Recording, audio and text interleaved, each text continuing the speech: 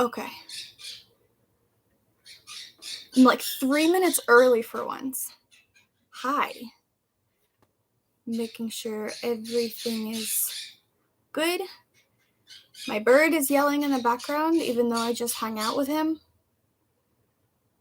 If he starts to annoy me too much, then I'm going to go cover him up. Or maybe bring him here. I don't know. Depends.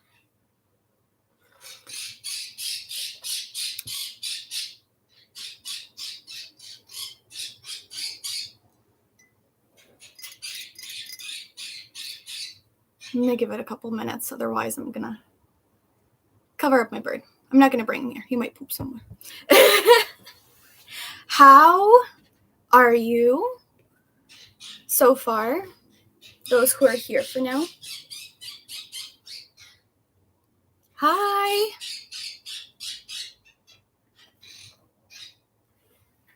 Happy holidays to you, Xenilda. Hi, Kraken. Nice to see you. Hello, Miriam. Hello, Anaricia and Mackenzie. Good to see you guys. I'm excited to hang out with you. I got a list of a couple questions. Some were asked on my Instagram story. And a couple were asked like personally, so I answered those personally, but I figured since it was asked a couple times by a couple people, might as well just go over it in general. And yes, my exams are done. Thank you. Oh my god, I feel like I can breathe. My exams finished last week on Wednesday was my last final. 4 hours. I was there for 4 hours. It was horrendous. And like the next day, I slept for 12 hours. Because the week before coming up to the finals, I was like study, going over all the stuff. Made my cheat sheet notes with like microscopic writing so I could bring as much as I can with me. And then the next day, I slept for 12 hours. And I let myself do whatever I wanted to do that day without letting myself feel guilty. So it was a little difficult to to do that, but I managed to kind of like forgive myself that day and do whatever I wanted to do. So I slept. I took naps throughout the day, and it was fantastic. I caught up on all my sleep. I ordered Uber Eats, some of my favorite food, because I didn't want to go anywhere, and I just enjoyed my Thai food at home in my PJs watching Survivor. I did a little bit of like artsy stuff, but it was a good day. So yeah, exams are done. I haven't scheduled my classes for next semester. I should probably get on to doing that. I'm kind of like losing interest in school a little bit, but I gotta get over the losing interest and get it done and over with to get a degree, because I'm more than halfway through my bachelor's, so I don't know. We'll see how things go. Anyways, how are you guys? Hopefully things are going well. If my bird is getting too annoying, let me tune him out. But if he keeps annoying you, I will do something about it. Anyways, hopefully everybody has their beverage of choice. I am currently drinking apricot tea.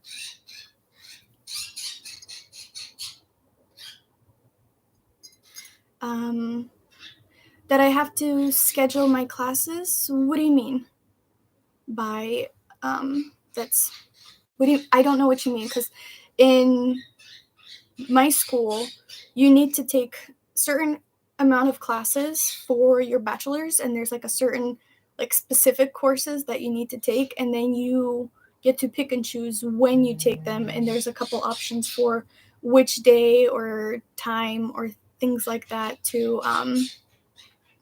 take those classes. So I don't know what you mean by it's weird. Good morning, Peggy. And you find the bird sound soothing until you hear that every single morning. Usually he gets quiet once I like hang out with him, because he really likes to cuddle. He loves to sit on my shoulder. I usually do some like chores around the house, and I don't know if you guys seen my Instagram story yesterday. Solution to him not shitting all over me is to wear a towel over whatever I'm wearing, and he's just like chilling on my shoulder, and I would do like house chores or edit videos or that sort of thing. So yeah. And I did hang out with him for like a good 20 minutes before this video, hoping that he's going to not do that. And I took my dog out, so she's napping, and my cat's outside somewhere. She never really bothers me. Okay. Marine geologist? Whoa, that's cool. That is so cool. Oh, interesting story about geologists. I went to a crystal event. Oh gosh. Crystal show? Crystal. A place in a building where a bunch of vendors come and show off their crystals. Crystal show? Anyways, so they gave like a little grab bag of crystal. It was in a high school. And so it was kind of like geared a little bit towards kids, and it was like in a little town, but there was a whole bunch of vendors, way more than we expected to be, but we just went there just to hang out or whatever. So there were way more vendors than I expected, a lot of really cool showings, and then they had a little grab bag that anybody of all ages could grab, and it was like in a little mystery like paper bag, and they had a bunch of like little, some tumbled, some like rough cuts, some like random stones in there. And then they had a like a table in the center that had a couple graduate geologists in it. So because you don't know what's inside your grab bag, you can go up to that table to those geologists and they will tell you what you have. And that was like the most mind-blowing experience of my life. Like, I'm okay at guessing crystals, especially if it comes to something like more common, like fluorite, rose quartz, rose quartz, like obsidian, like those common spectrum, like calcite, citrine, etc., etc., etc. And that's what kind of was mainly in that box. But there are a couple that were like in a matrix of some sort, and there was a couple like different ones. So I went up to this wonderful lady geologist, and me and my husband like dumped out our bags and was like, can you help us? And I like would pick up and was like, is this, and she was like, yes, this is that, if it's like a single crystal. And I was like, so there was another one that was in a matrix of like some sort, and it had smoky quartz in it. And I was like, this is smoky quartz. She's like, yes, but it's also in this kind of matrix and this kind of matrix, and it has this kind of matrix. And I'm like, what? So it just like goes, she just went through like every single mineral in like those whole entire grid. Like there were some that I didn't even hear of, and it was just like mind-blowing. It was the coolest thing ever. And a couple of them, she's like, I'm not entirely sure. So she like goes and like does the scratch test on it, does like the UV test on it, and it was like, can you write this stuff down? So it was like such a cool experience. And I told him, I was like, I really wish I brought all of my like mystery rocks that I have at home, mystery crystals that I have at home, to for her to identify. And she's like, oh, that would have been so much fun. I love doing this. And I'm like, maybe a geology major might not be a bad idea, but I'm not going to switch majors at this point. Maybe take a class or two, because I do have to take a couple electives. Anyways, that's my really cool crystal story. I do have a crystal that I purchased from it. So this is amethyst in the front of it. It's like a very light lilac-y amethyst.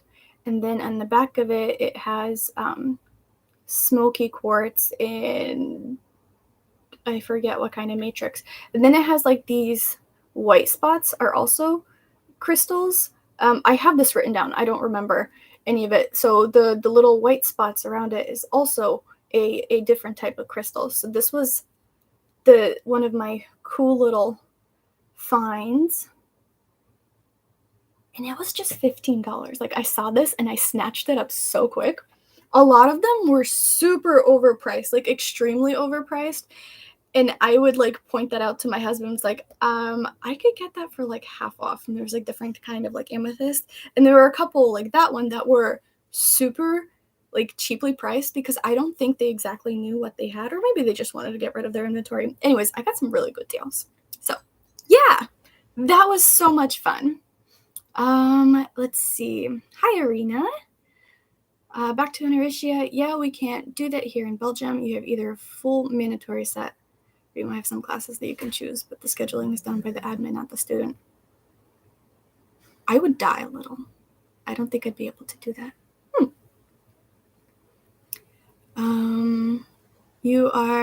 Irina is Russian New Witch. Hi, I'm from Belarus. Я говорю по-русски. I speak Russian, so that's pretty cool, getting some people from all over the world. That's awesome. Let's see. Oh, she does the analyzing and the breakdown as well. That's amazing. So I did not put that on display. It was displayed like that, and I think, yeah, I don't really like the way they did it. They just did it with hot glue, which could be a bit damaging to the crystal. I think this might be a little bit damaging, but I'm not planning on taking it off of here anytime soon. Dog hair. So they used hot glue, which is not a favorite of mine.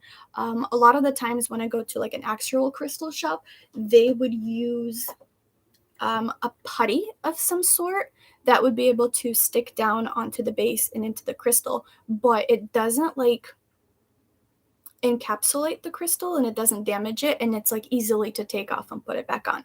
I've also seen people use wax, like beeswax or something like that, but that one is a little bit more harsh, I would say, and it would kind of like stick on more than the other putty. I like how I'm talking.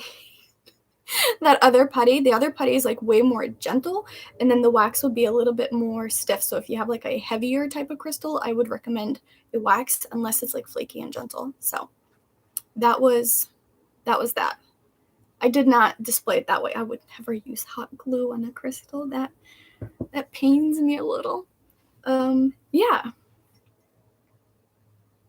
Let's see.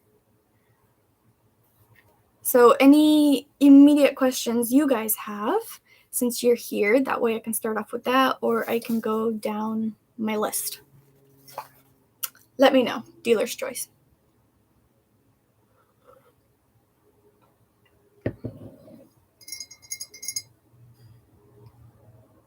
Also, I'm looking at the plants behind me, and they need a little TLC.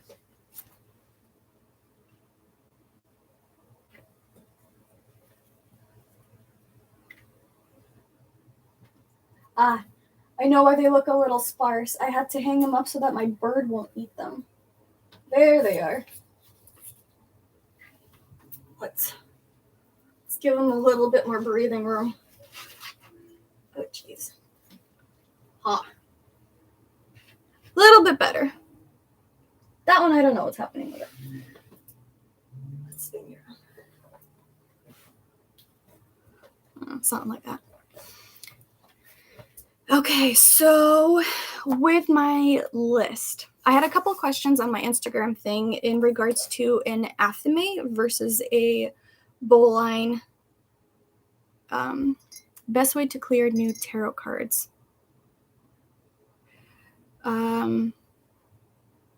Selenite, Palo Santo, great way to cleanse them. Any sort of cleansing, smoke incense works.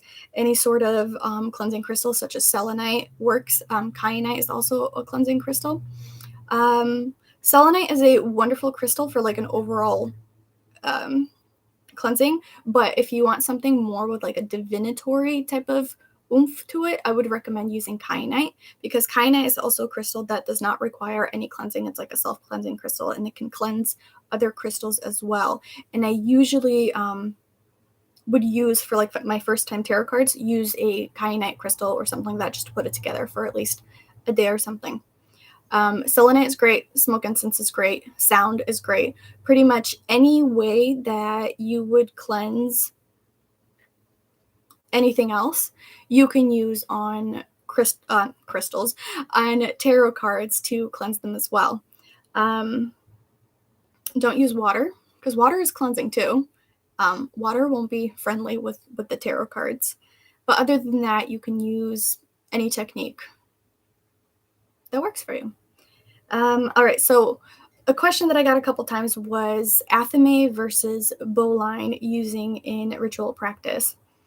And what the difference between them is and what the uses are and that sort of thing. So an athame is, I could probably grab mine. I don't have a bowline, but I do have a couple athames. I have 3. I can't find my third one.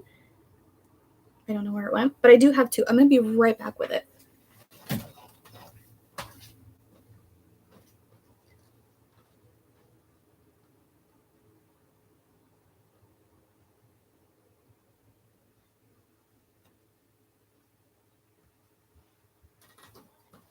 Hello, Doggo.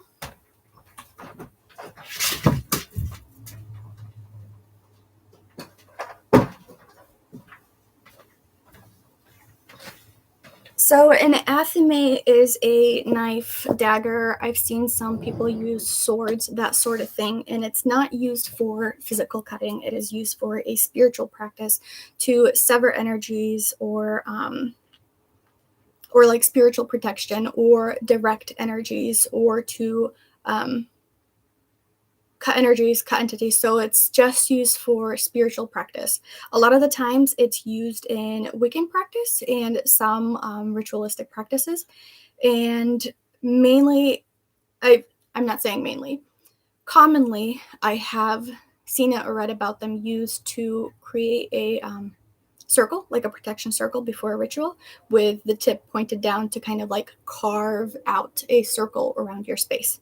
So I have 2 athames, and traditionally they are with a black handle. That sounded like candle. And like I said, they're not meant for any physical cutting at all. So I have this one that my husband made me, and it's out of wood. So since they're, not made for any physical cutting, they wood works well. And I used this one for quite a long time. I like it. He made it for me. And another one is I got from one of the Witch's Moons box, I think maybe a year ago. And this is a selenite dagger. Again, it's not meant for physical cutting, so having a selenite one is great, and especially directing as like cleansing energies and like cutting energies. The only thing I'm like concerned whenever I use this one is sometimes like my hands get sweaty.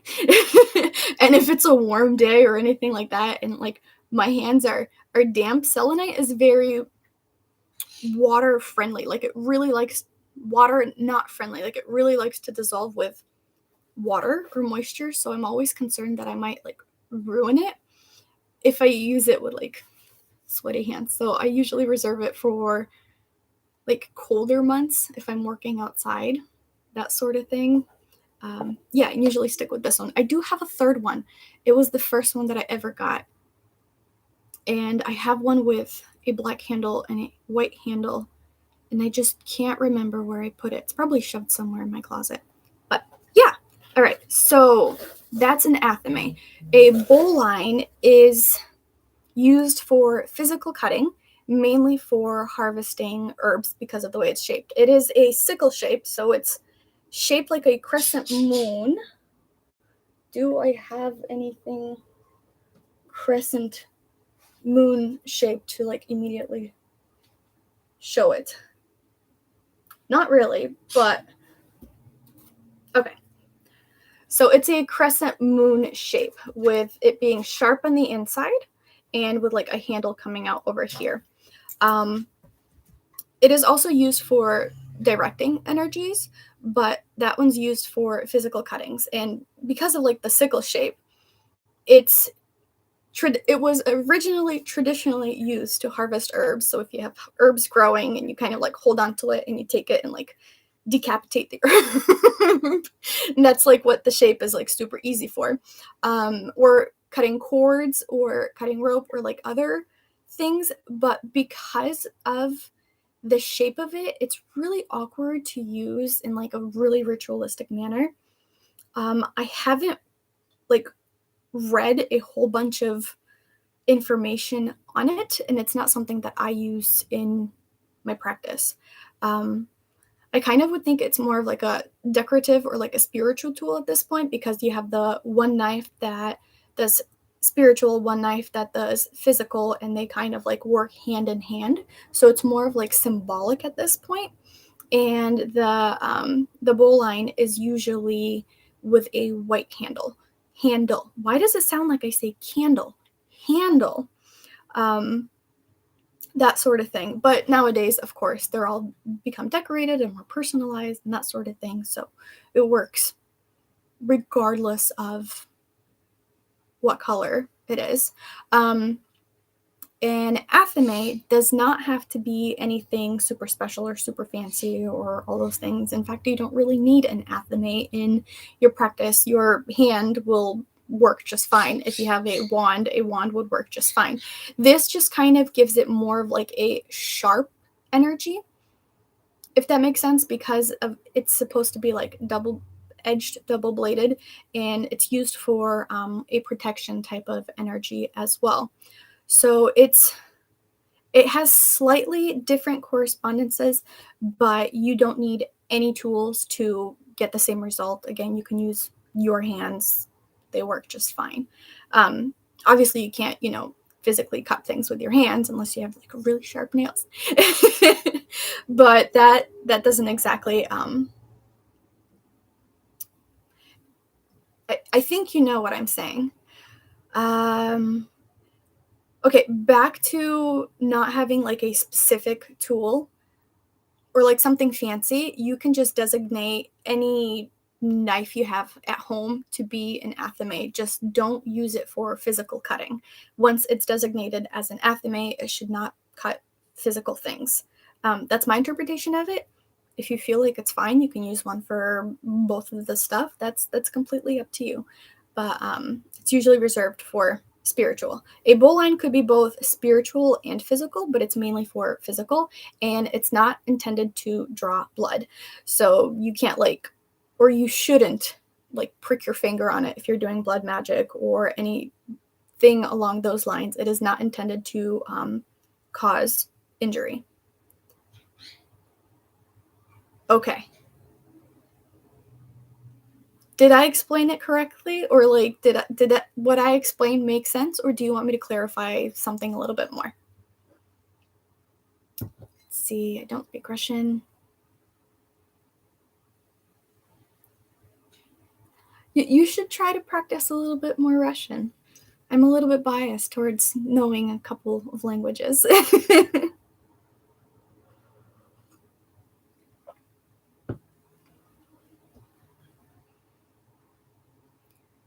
All right, so that was one of the questions. Does anyone have any other questions stemming off of that, or should I go down my list?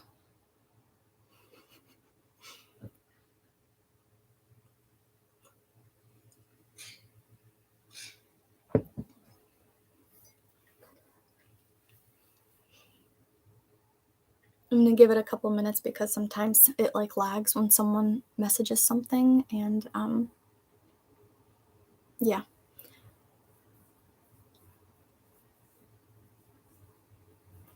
I'm gonna cross it off while you guys, if you guys have any questions.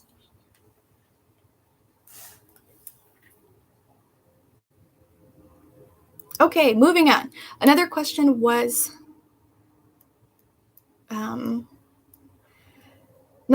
in regards to deity work, and if you need to work with a deity.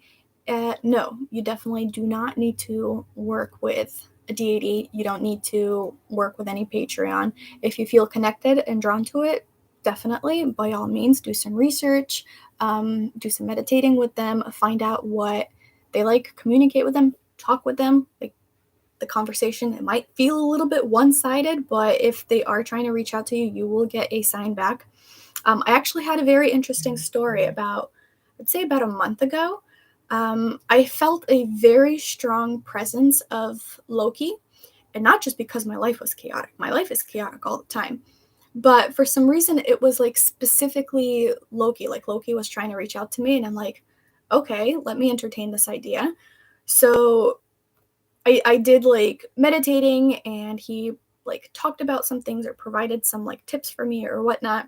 Um, I put out like a little offering for him, and it's kind of funny. So I have mead, and if I do any offerings or things like that to entities or deities outside my home or inside my home, or like as a thank you, I don't work with them directly, but I respect them and offer offerings or whatever.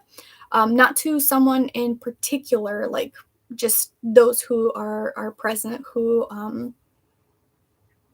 have been helping me out. Anyways, so I've never like felt this thing, so I offered it to him specifically. I offered him a glass of mead, and he was like, "Take a shot with me," and I'm like, "Okay." So I put it on like the space that I have for deities. Put it for him. Had a couple sips with him, and he kind of like hung around for a week, and then he was gone. And now he's gone. So it wasn't someone that I like I don't know, dedicated any time or anything specific or whatever the case may be. It was just something he reached out to me and wanted to share some information, which I was very surprised by. And we had a drink together, and he left. So that was it. But you do not need to work with any deities in your practice. Or if you want to work with deities, you can work with one, you can work with multiple, you can go between patrons, whatever feels right for you, whoever is kind of hanging out with you, whoever is calling towards you, that sort of thing. I've talked about this in a live before. I'm a little wary of directly working with deities because I sometimes feel a little bit uncomfortable, like asking for help or like talking to them or that sort of stuff. But on occasion, I do have one like reach out. We have conversation, meditation, whatever, and then they're kind of like off on their way. So I don't have someone that I work with directly, nor do I ever reach out like specifically to a deity. Yeah, so those are deity questions. If you want to start out with a deity, like you have someone you're super interested with, you like their energies, you like the information you read about them, you can start off by offering something to them. And it doesn't have to be something that they like specifically, because there's some research and things like that of which deity likes which thing. Incense is always well received, at least from my experience. Any sort of drink, they do like boozy drinks, but any other type of drink works well. And those are like the super common, like simple ones. And don't just, how do I put it? Don't just like pour them a drink and like leave it there for a week expecting them to take it, because they're if you don't sense that they had it or did the drink or whatever, replace it, like renew it. Like, you don't want a stale drink that's been sitting there for like 3 days. No, keep replacing it, keep offering, keep invoking their names, that sort of thing. Do some meditations with them or about them, thinking about them or whatever. You can journal or like write a letter to them, because I like a lot of writing type of stuff. So a lot of the times, if I want to communicate with my spirit guides, I would journal about it, like calling them forth, and have them, like, they know your thoughts, they know what you're doing, they know more than what we perceive in the physical realm. So reach out to them that way, or call forth, or like ask if you can work with them, that sort of thing. If they are receptive, you will feel it, you will know, you will get a sign. If you so, All right, coming from my experience, when I do anything with like my spirit guides or any like fae or any other entities, I have like a rule of 3. I do a lot of things in 3. It's anyways, a rule of 3. So if I see a sign and I'm not sure that it's a sign, like I kind of think it's a sign from whatever the specific question that I'm asking, but I'm not entirely sure, I ask for another sign to confirm it. And then when I get a second sign, and again, it correlates, it feels the same, and I'm like, if I'm still not 100% sure, I ask for a third sign. And then the third sign is kind of like a slap in the face, like, I just showed you twice, do the thing. And I'm like, okay, I got it. I got it. I just wanted to be sure. That sort of thing. So you can ask for signs and that sort of stuff. But if they like directly reach out to you, you will know. You will feel it. You will get this. Again, depends on which deity, but a lot of times you get this like presence that is big, and that's could be overwhelming. So make sure you have your guards up and that sort of thing. But each time they reach out, it is a big energy. Like, I don't know how to explain it.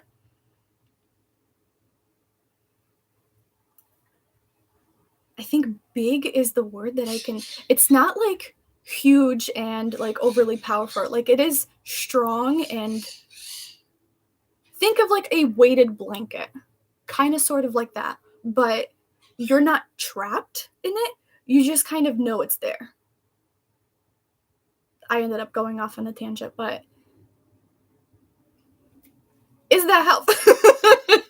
does that work? Not everyone like experiences it the same exact way. People can have different interpretations for things, but from my experience, from me conversing with a couple other people, practitioners or something like that, that's kind of usually the trend. So yeah, deities conversation.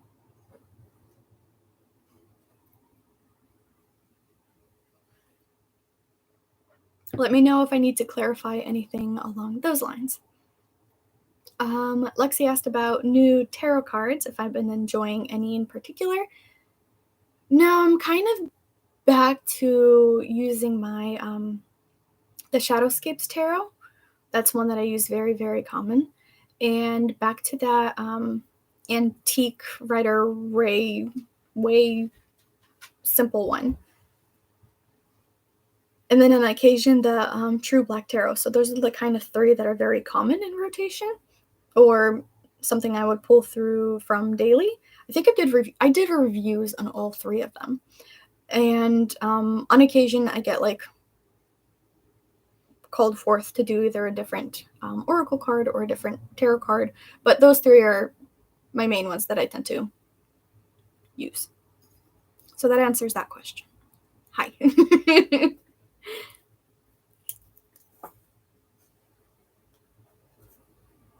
Check that one off my list.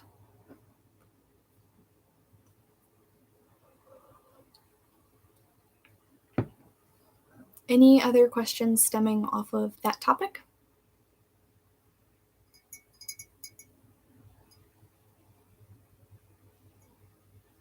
Give it a couple moments in case the thing lags. All right, a simple question. On occasion, I get asked about my nails because I try to make sure I have like okay nails under the camera, especially when I do artsy things or it's like a top-down video. So I get asked like either where I go and get my nails or how I get my nails done, but I do my nails myself. I don't do anything super fancy with them, just the regular manicure stuff. I don't know. That's about it. My cuticles are super dry because I didn't do anything with them this morning, but moisturize and then nothing fancy. So that was a simple question. Might as well address it. Let's see.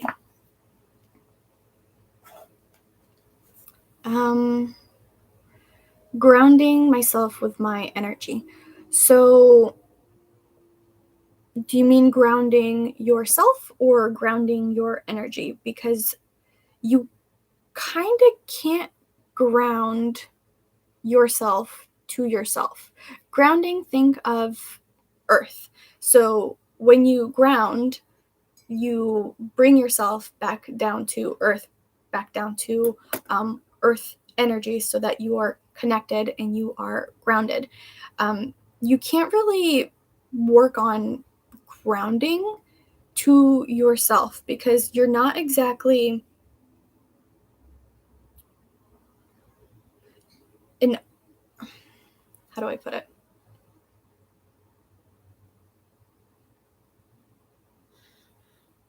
You're not exactly of potent enough earth energy to be grounded without grounded to the ground. So that's why grounding has, ground in it. And I'm not talking about like you need to step outside and like stick your foot in the dirt and that's how you ground. That is a way to help you connect with the earth, but grounding is more so connecting with the earth energies and like bringing yourself down. We are celestial beings. We are more than water, fire, earth, and air. We are also spirit. We are more than our body, which is why grounding is important, because sometimes you are just more elevated than you are currently comfortable at being. And bringing yourself back down to earth helps you connect with the earth, helps you get more in tune of like what else is going on inside of you. Does that help answer your question, or do you want me to elaborate it in a different way? A meditation that you can do for grounding is kind of like sitting down, relaxing, and imagine you have roots coming from like your lower chakra, and the roots are intertwining down and going down into the earth and connecting with the earth, and feel your energies kind of mending with the earth and like down below, and how you are not just up here, but you're also on the bottom, as above, so below, that sort of thing. And when you feel ready, you can kind of like bring the roots back up and like take a deep breath and still feel the residual energies of you being connected. So that's like a meditation you can try. Did that make sense, Irina? Do I have any info on Lilith? She has been calling to me for a long time. I don't have any direct research on Lilith. Like I said, deities isn't exactly like super something that I'm into, but she is strong. She is, how do I put it?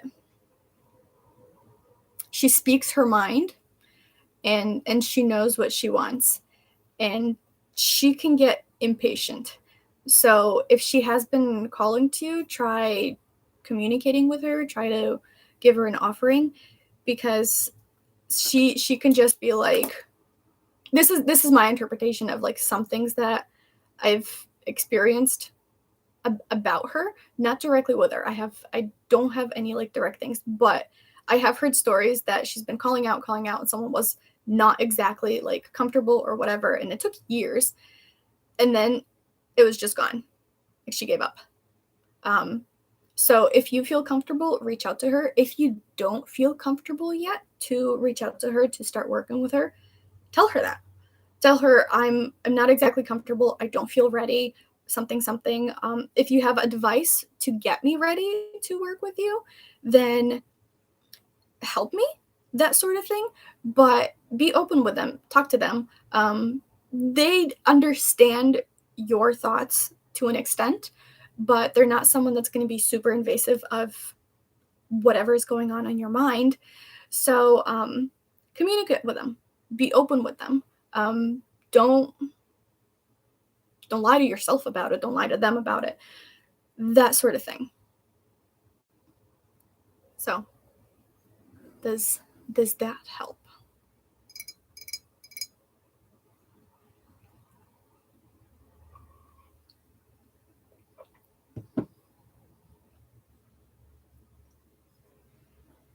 I'm going to give it a couple minutes before I move on to another topic.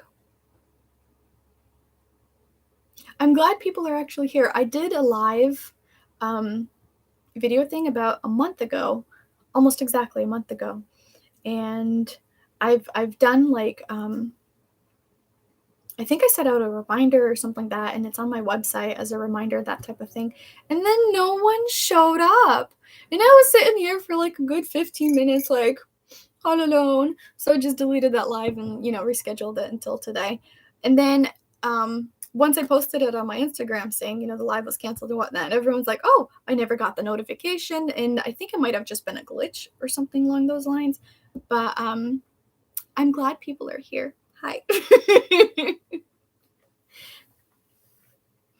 Any questions stemming off of what I just already talked about, or should I move on? No, I did not do the singing to my intro song. That is, song is called,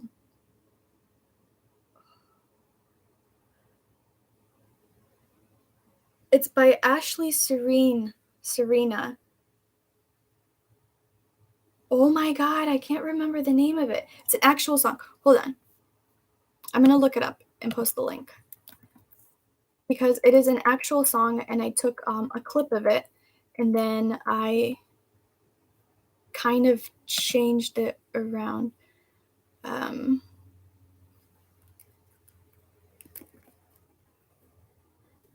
Serena.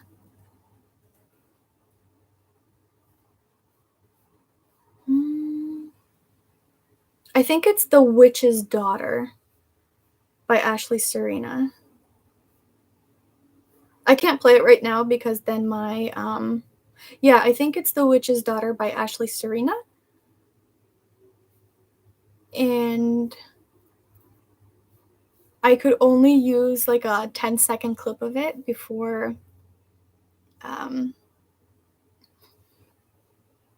YouTube would scold me for it and then unmonetize all of my videos.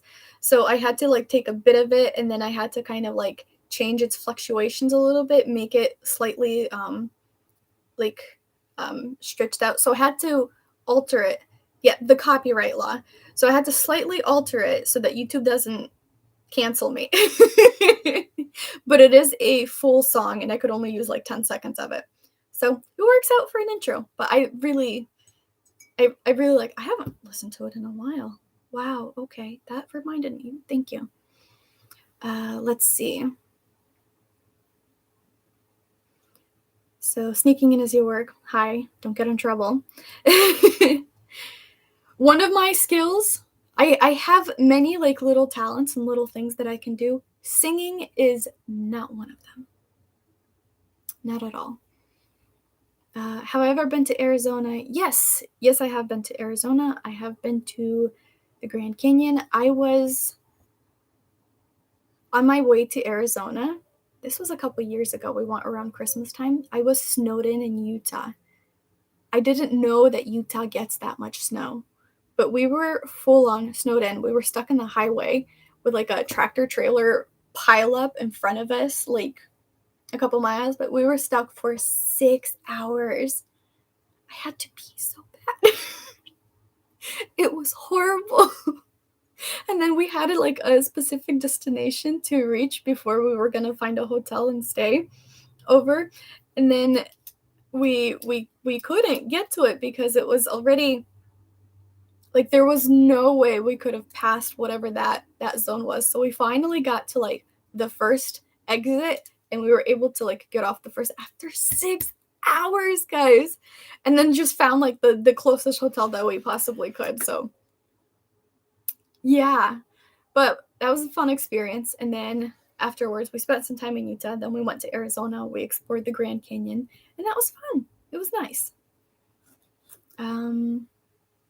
The song My Astrology by Dolly Valentine. No, I have not. I'm going to write it down. So, My Astrology by Dolly Valentine. My middle name is actually Valentine. Figured I'd share a little bit of information. Let's see. Another one is casting circles.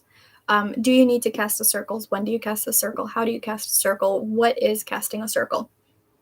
So when someone says casting a circle, they usually mean between a certain meditation, ritual work, or sometimes spell work. And that is usually invoking like the four elements and the four compass points. So north, south, east, west, water, fire, earth, air.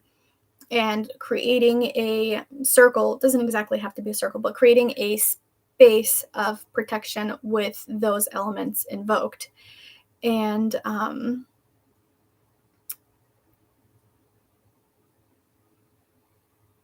that is so that nothing goes in that you don't want to come in, nothing comes out that you don't want to come out, and it helps build up your energy, that sort of thing. So spirit is the fifth element. You are the spirit in the center. I don't usually invoke spirit as an element when I do my circles. I usually do the four compass points. Let's see. Why can't I think of words right now? Do you need to cast a circle? Depends on your practice and depends on what you're trying to achieve. When I do my moon rituals, and I do live rituals that anyone can attend, you can check it out on my website, hang out. I'm actually doing one on the 23rd. But words. So I usually do kind of a casual type of circle when I do my moon rituals. I invoke the 4 points, I cleanse my space, and I cast the circle. So traditionally, you start with east, you go clockwise, invoking the elements, and then at the end, I invoke any guides or entities if they want to join me, and I close the circle, or like I start the circle. If I'm doing something more intense or something that I really need to kind of like protect myself, something specific personally to me, like I'm really going to be energetically vulnerable if I'm doing a practice, that sort of thing. Or if I'm working with my husband and doing a circle with my husband, I usually do a more intensive casting circle where I would go around multiple times, have a more in-depth invocation of the elements of the compass points and that sort of thing. So that is not something I do very often. I do the more in-depth one when I'm really going to be vulnerable. During my spell work, I don't usually cast circles. That sort of a thing. And if I'm doing like rituals on my own, I don't usually cast circles because I believe that I am enough to protect myself from. I actually have a funny story. I'm going to come up with that after I finish this. I am enough to kind of protect my own energy to an extent, but I make sure to cast at least some sort of simple circle when I do my live rituals with other people, because I don't know other people's intent and I don't want any other people's energies tainting whatever I am attempting to do. I've never had that happen. Thankfully, everybody that kind of hang out with me were absolutely amazing human beings. But I make sure to cast at least some sort of extra protection when I do my live rituals. A little funny story. So this was maybe a year ago. My husband and I were hiking, and we were just kind of like going through the woods, and we got to a point where the energy started feeling weird, and I kind of like looked at him and he looked at me and he's like nodding, and I'm like, okay, so we're both feeling it. And we're kind of going like further down, and we could smell incense, and then the energy is like getting heavier and heavier, and we could kind of like tell which specific point it's coming from, and it was on a full moon. So and it was not like super friendly energy either. So we realized that someone is performing the ritual. You can smell the incense, you can feel what's going on, and we're like, okay, so we're just going to leave. We already did a decent enough hike. And so as we're walking away, I usually have a like protective barrier around me constantly. It's always there in place, but I wear it like a second skin. I don't really do the whole bubble thing that some texts or things like that explain it to be as. I wear it like a second skin, so it's like on me. And as we're walking away, I decided to like expand it and try to get my husband in with it to protect both me and my husband. And I kind of like couldn't, like I felt like I was bumping into something when we were walking. And then he kind of looked at me a little odd, and I looked at him a little odd. And then I told him what I was doing, and he's like, I was trying to do the same thing. So both of our like protective energies were kind of like bumping into each other and not letting the other one kind of like protect the other. So that was really funny. It was really funny the fact that we thought of the same thing and the fact that we kind of do our energy protecting in a similar way. So that's a bit of a funny story. Does that answer questions about the circle?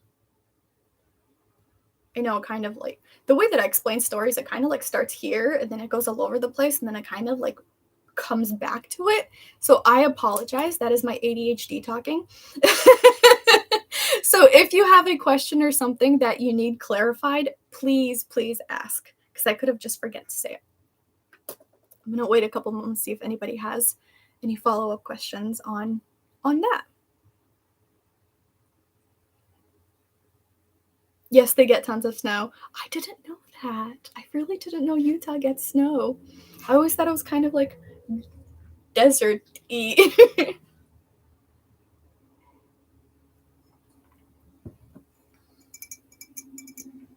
Another quick question. I get asked if I'm going to be doing Lunarly unboxings again.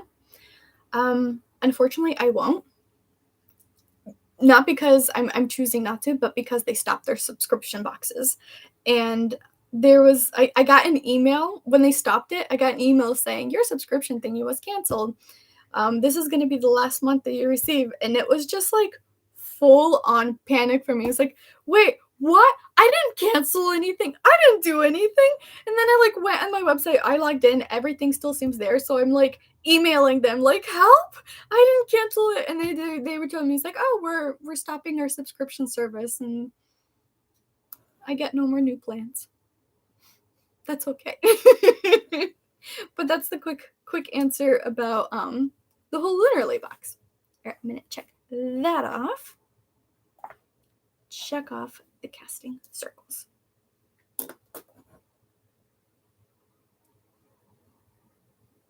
More questions? Anything that I could directly answer to you, since you're here?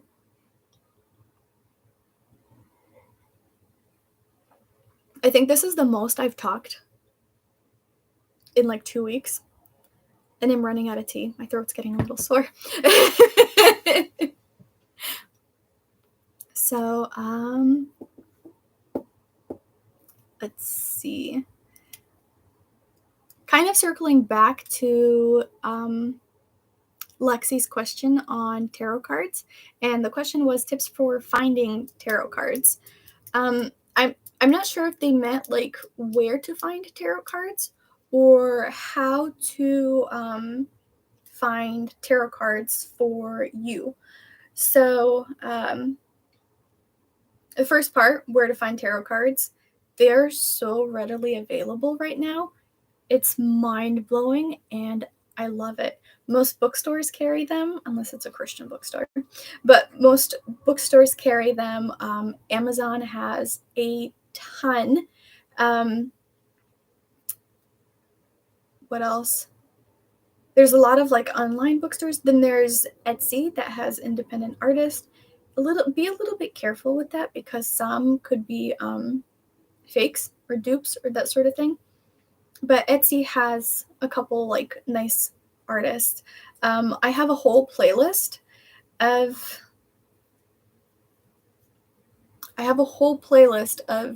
tarot cards reviews with links of where to get them, and some have like discount codes or that sort of thing. And that's for where you can find them. But compared to like when I first started my practice, they're so available, and it just makes me so happy. And the fact that there's so many more creators creating new ones, so that's very exciting for me. As to how to find your tarot deck, or a tarot deck that is calling out to you, best thing I would recommend is going to a physical bookstore. Barnes and Noble usually has a big selection of cards, or there's a lot of like pagan little shops or that sort of thing. And what was I going to say? So go to a store that would have a large collection of cards, and I would go through each one. Well, first I would look at each one and see if anyone catches my eyes in particular, or if anyone kind of like I feel more drawn to in particular. And if there's more than one, I would pull them out and just kind of hold them or look at them, or like look at the back of them, see whatever imagery they have like available to see on the box. If you are at like a metaphysical store, sometimes they would have binders of pictures of all the tarot cards that are inside. So I've been to a couple that would have a binder with all of the cards from that box inside like little envelopes, and you could kind of like flip through and see the imagery of every single card. So you can do it that way. But the best way that you would feel that the card is yours, you would feel like you need to work with it. You want to work with it. It's not something you want to put down. It's something that's like calling to go home with you. There is like an old fable, or an old, like, I wouldn't say old, but a tradition that you cannot buy your own tarot cards, which I don't believe in. I have purchased most of my tarot cards. Before I started YouTube, I have purchased every single tarot card that I had at that time. Once I started YouTube, I've been, gifted a couple. I had a couple sponsors for it, so I've been sent a couple. But the ones that I have bought myself are usually the ones that I tend to work with the most, and that I'm still most drawn to. There have been a couple cards that have just been fantastic that I found through YouTube, which I like rotate on occasion. But usually the ones that I bought are the ones that I like the most, if that makes sense. And if someone does buy you or gift you tarot cards, that's fantastic. That's a wonderful, lovely gift. But it's okay to not feel connected to it, and it's okay to not have to work with it. I mean, it feels sometimes like an ethical conundrum that, oh, it's a gift, they gave you something nice and you kind of want to do something good with it. But if you don't feel connected to it, and if you don't really want to work with it, then don't, because it's not going to give you a clear reading. It's not going to do like a good divinatory experience if you don't feel connected to it. I recently got a card that I did an unboxing with. Now, these cards, I do like them, but they have a different type of energy. These are oracle cards. I still have them on my desk. I did a video review on this, and then I have a review of this on my website. So I have worked with these cards for some time, and they occasionally, I don't know if I can call it for some time. I think I've had these for like maybe a month and a half at this point, maybe 2 months. So I worked with them on occasion, and they have a very like interesting energy. These cards don't like to be asked multiple questions. So I would kind of like ask a question, do the card, get my reading, ask a second question, maybe kind of, it'll feel cooperative. At the third question, it's like, you're done. Stop. I'm done answering your stuff. Ask a different day. And I'm like, okay. So I've never really had that with cards that go like, you're done. But sometimes cards can do that. Let's see. Is RWS the only system you read? Toth or Pip decks? Not really. RWS is usually the one that I read. I've heard very vaguely about the other ones, but I haven't done any like deep dive or study on them, which I do hope to do so. I do have a couple decks that are tarot cards, but they don't go by the RWS system completely. Why with the pen? But they don't go by the RWS completely, although I haven't paid attention to if it's like a different type of specific system. So no, I don't. My thoughts on oracle cards. Do you enjoy them or use them often? I like oracle cards. I do. Sometimes they can give a little bit clearer of an answer than you can get with tarot cards. And I like the individuality or like the individual personality with each oracle card deck. How do I put it? My favorite oracle cards are the White Light Oracle. I do have a review on them, and the Angelarium Oracle card deck. So it's kind of like a light and dark energy, but I do enjoy using them, and that's sometimes if I usually just pull one card of them. I don't usually do like full-on spreads with oracle cards. If I have a question and I ask my tarot cards or something like that, and I get an answer, but it's not super clear, I would go through my collection of oracle card decks and see which one calls out for me, and then ask the same question and then pull a card, and sometimes I get a better answer because they have, I would say, more individuality at times because they don't follow the system of RWS or others. They're their own creation by the artist. Okay.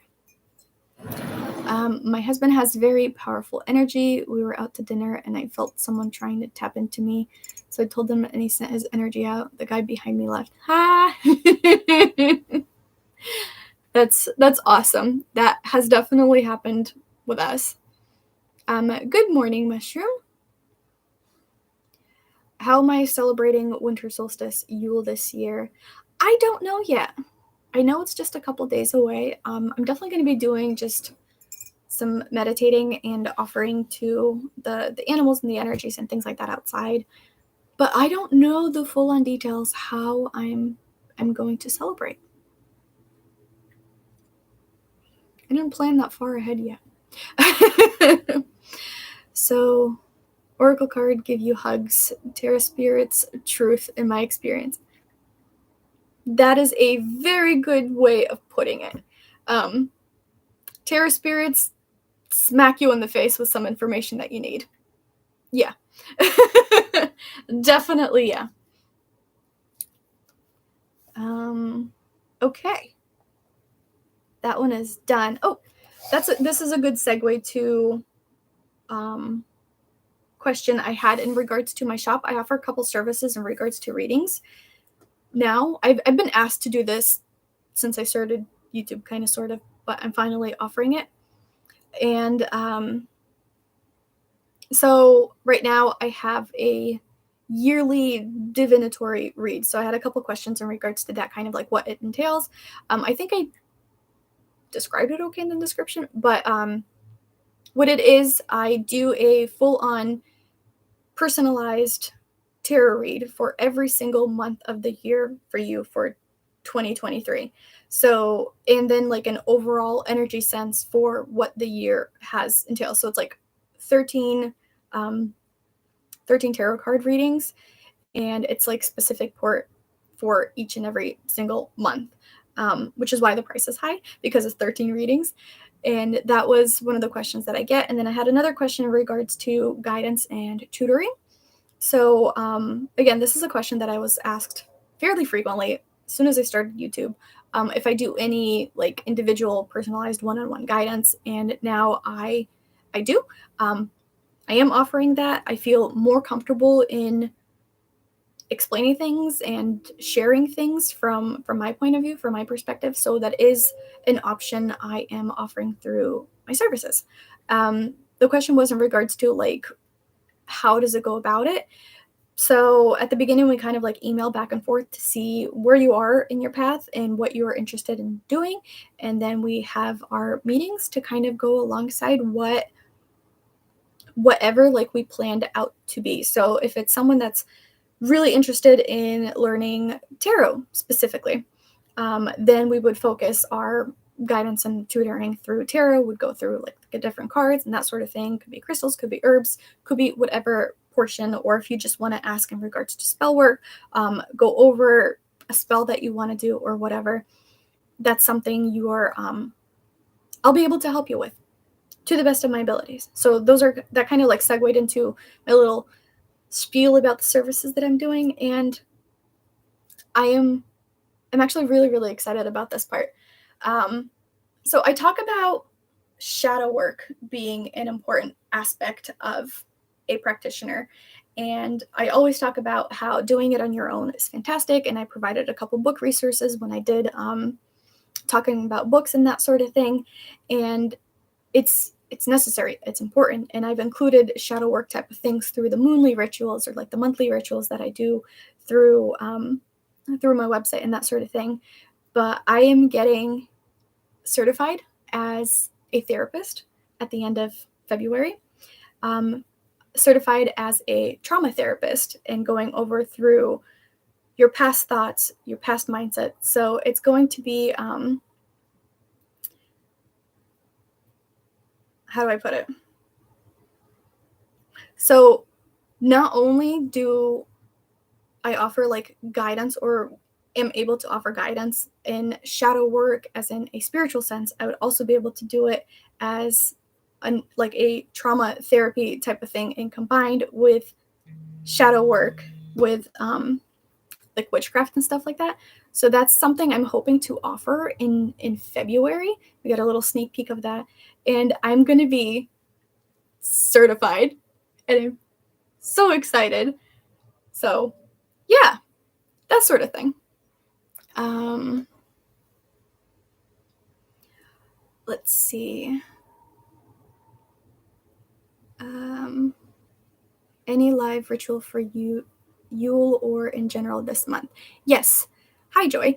I do new moon and full moon rituals every month, and I do it through Zoom on my website. There's a link down in the description below, but I can pop one up on the side real quick. And there is a new moon ritual coming up on the 23rd, and they are free. Anybody can join, anybody can attend, and they're absolutely free for anyone. I usually post like an itinerary a couple days before. Hopefully that gets posted. Hopefully I finish my itinerary thing to, oh, come on. Can you highlight? Thank you. Hopefully I'll post the itinerary thingy for the upcoming new moon ritual. And this one is all about getting ready for the new year. But this one will have a starting portion and will complete at the full moon next year. So what are my dates? 8 p.m. EST. They're at 8 p.m. EST, and the 23rd is the first one, and then the full moon one is... My computer is feeling a little overwhelmed. I have like 50 tabs open right now because I'm doing a different kind of research thing. But if you go through my website, I have a tab for events where I have information on all the events that are happening, whether it be circles, whether it be like updates on my website, discussion posts or whatever. And then January 5th, I'm doing the full moon circle. I know that the full moon is on January 6th, but my course is on Friday. that sort of thing. And whatchamacallit. So I have to do it like the day before. And an occasion that might happen where it's like the day before or the day after, that sort of thing. But I don't think that's like a really big deal when you're dealing with the moon energies. So every month, new moon, full moon, find out things on my website about events coming up, any new posts, that sort of stuff. What else? And yes, they are recorded. I have one up already. I am doing my best to edit them and post them in like a timely manner. Hopefully I'll be able to do that more now since I have a break between classes. They will be posted, but they need to be edited because I edit out anybody's personal information before I post them, just in case someone is still in the broom closet. I want to make sure that they're safe and that everybody is comfortable to attend and that I don't disclose anyone's personal information at all. The only thing that could be there is if somebody like asks a question and I don't have like somewhere to like pop it up. So your voice could be on there a little bit, but that's like to the extent that it's going to be.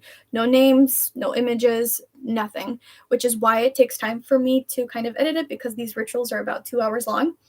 And I really want to make sure that I protect the privacy and safety of anybody who attends. Hopefully that makes sense. That's a very important part for me. I know a lot of the people that are there are like, oh, I don't care, you could do it, whatever, fine, which is fine and dandy. But I remember when I was starting out, and if I was ever caught doing any of that stuff, like I would be severely punished. And I don't mean like grounded and, you know, my computer taken away. No, I would be punished in the Slavic way of like literally beat. So I want to make sure that everyone's safety is like a priority for me. That sort of thing. Let's see.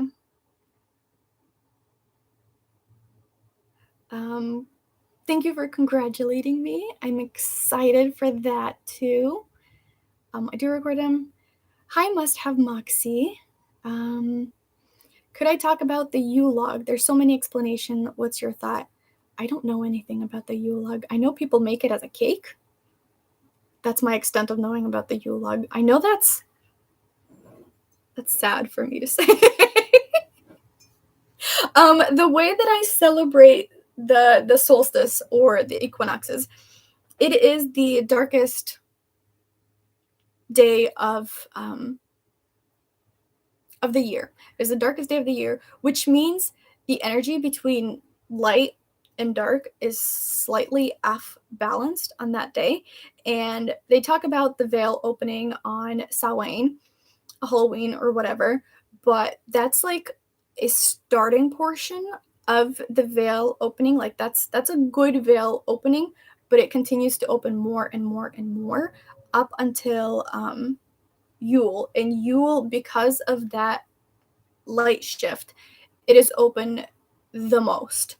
That's the history that I read in it. That's the stuff that I feel from it. And I tend to do more meditating and like respecting the elements. And occasionally I would do some sort of ancestry work, that sort of stuff. But that's kind of how I interpret it. I know there's like deities attached to it and those sort of things. So I don't know about the Yule log. Sorry. Yeah. So moon rituals are 8 p.m. to about 10 p.m. Sometimes they go a little bit longer, sometimes they go a little bit shorter. EST. So I'm from Massachusetts, whatever the Massachusetts time is. I believe on my website, if you click on the event, it will pop into your Google Calendar if you use Google Calendar. And it should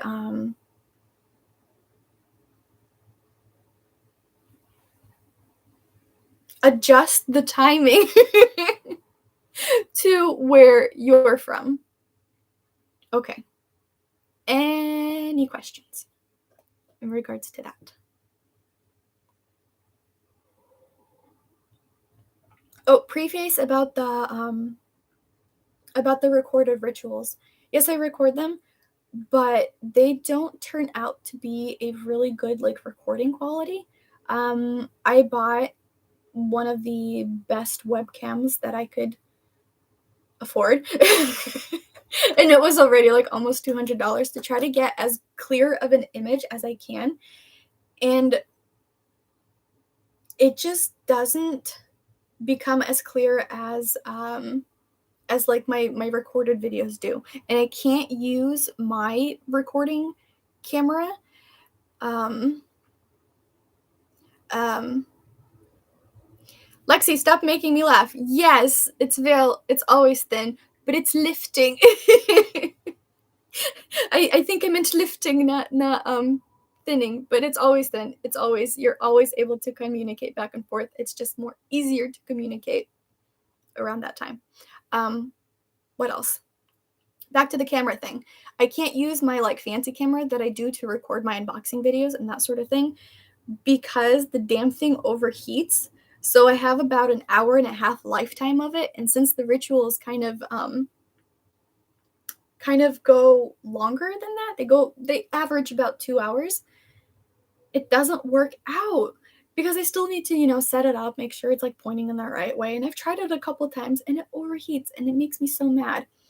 And that's an issue with, I don't even know where my camera is right now. It's in the living room. I was going to show it.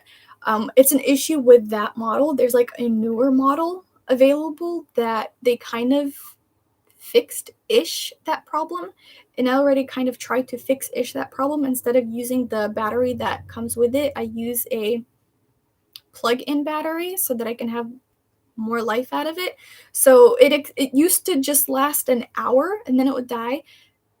The creation of my artsy videos only being able to do like an hour at a time, it's just, anyways. So now it's up to an hour and a half and that sort of thing. All right. Question, what type of spells do I do? Whatever spell I want to do. I don't limit myself to spell work. I know a couple of times pagans or practitioners or witches would label themselves as like a green witch or a kitchen witch or XYZ type of witch. I don't like to give myself a label because I am just a witch. I am a practitioner. I perform whatever magic feels right for me, whatever spell feels right for me.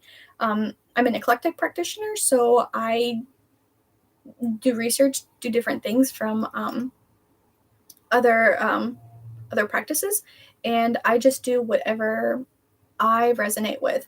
So there's no limit to the type of magic I will do, if that makes sense. Anything from adding intention to my cooking or tea or that sort of thing to performing blood magic. I have worked with blood magic. I know that kind of like freaks people out, which is kind of funny to mention, but it's not it's not anything intense. So I work with a couple entities, different entities, a variety of types. I don't know like all the labels for them because I don't label them. So A to Z, whatever I know, whatever feels right. And all the time, I only write my own spells. So I do unboxings and they have like spells or like little rituals or things like that are included. I have never done one that's included, or I have never done a ritual that anyone else has provided. I just don't feel comfortable. So I'd either rework it and make it more personal to me, and that way I feel it's more stronger, or I write my own. 99% of the time, I write my own. And every single spell, practice, whatever that we did through my moon circles, I have written it myself, created it myself, that sort of thing. So I don't even know if those have labels. Knot magic, like tying knots, that's magic that I do. Various divinatory work. I don't know. Does that answer your question? I don't know how to answer that question more clearly. Is there like a list of type of magic? There probably is a list of type of witches or practitioners or whatever, but I don't label myself, and I just do whatever I want to do. So, yeah, that's that. All right, I'm going to check up a couple of things that we talked about.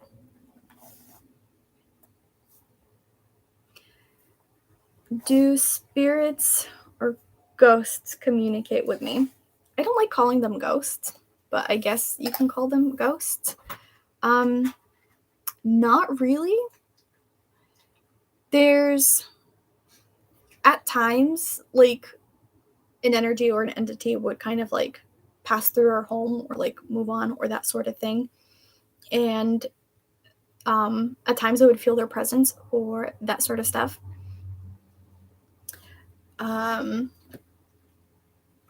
But that I don't get spirits actively like spirits as in like ghosts that you're intending, like of other deceased people like actively reaching out to me. That doesn't happen. I would prefer for it to stay that way because I have enough energy stuff going on already, and I am impressed about people who experience that, those people who have like entities or deceased being or ghosts reach out to them on a frequent basis. Like I feel like that would be so draining. But no, that does not happen to me, thankfully.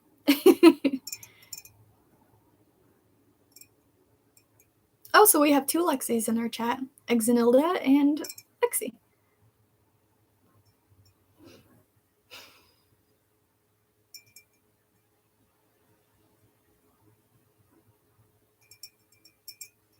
Do I work with crystals? Hi, Penelope. Yes, crystals is one of my favorite things to work with. I have, I'm going to just show off a couple that are behind me. I have smoky quartz that's chilling over here. I have an orca agate that's chilling over here. I have selenite that's chilling over here. I used to have a carnelian, but I moved that somewhere else. I recently showed like at the start of this video, I showed an amethyst one. I have a different amethyst. I have a Rwanda amethyst here. And a couple that are like just out of reach. No, that's not happened. So,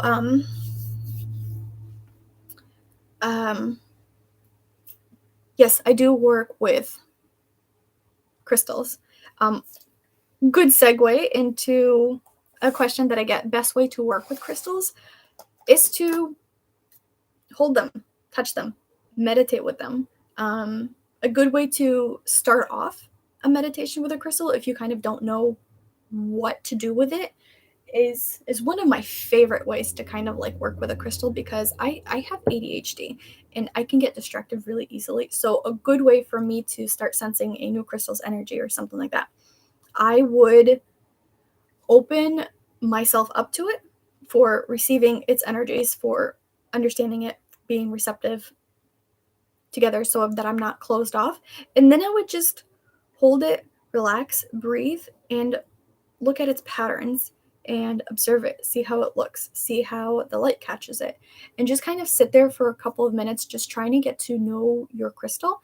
And as you're focusing on it, even if you're focusing on it just like visually, it helps you focus and tune in with it energetically, if that makes sense. And at times I could like grab a flashlight or something like that and look at its clarity. And once that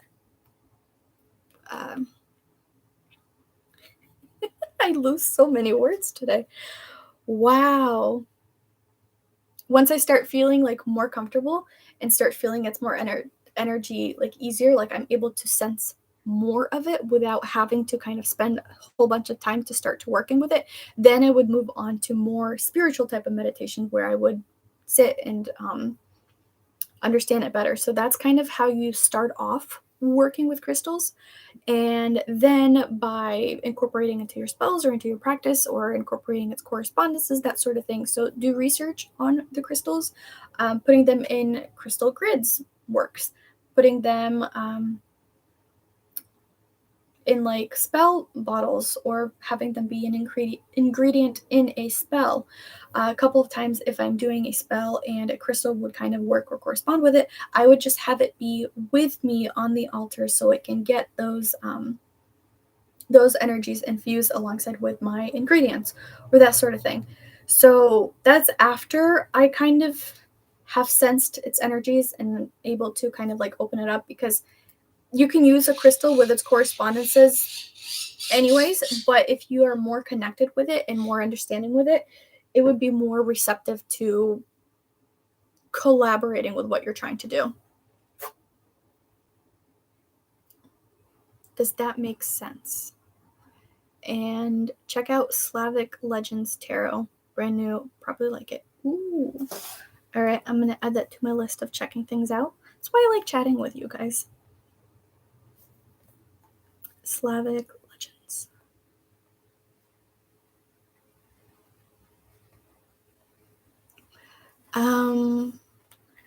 Penelope, does that answer your question of if I work with crystals? And the other answer got answered. Best way to work with crystals. Oh, this is also a good way to segue. I had a question in regards to following correspondences and if you should follow correspondences. Yes and no. So most of my knowledge and understanding about correspondences is Western magic, Westernized correspondences. So there's specific colors, specific meanings, specific symbols, sigils, that sort of thing that are more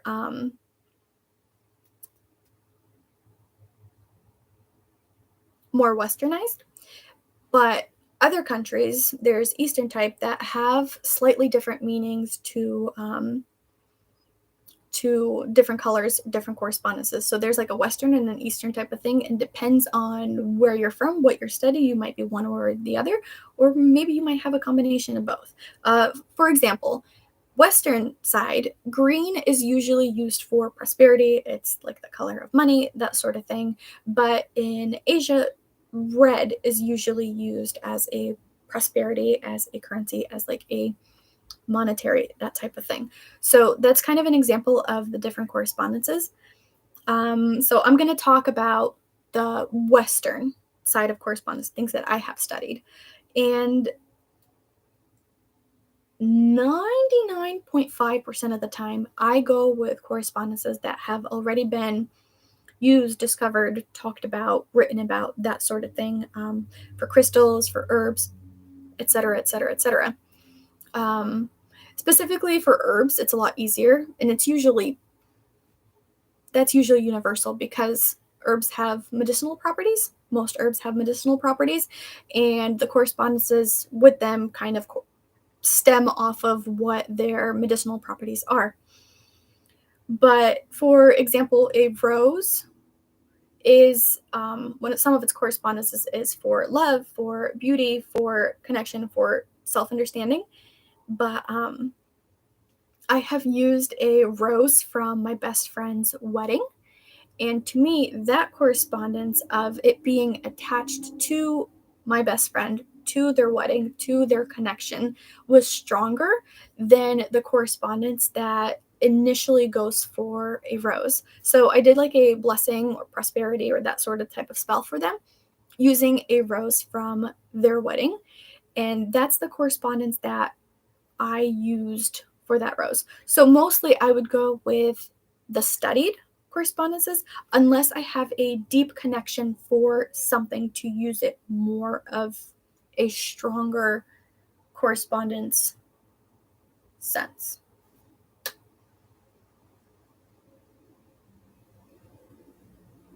I don't know if I can explain it any better. I'm going to try to do.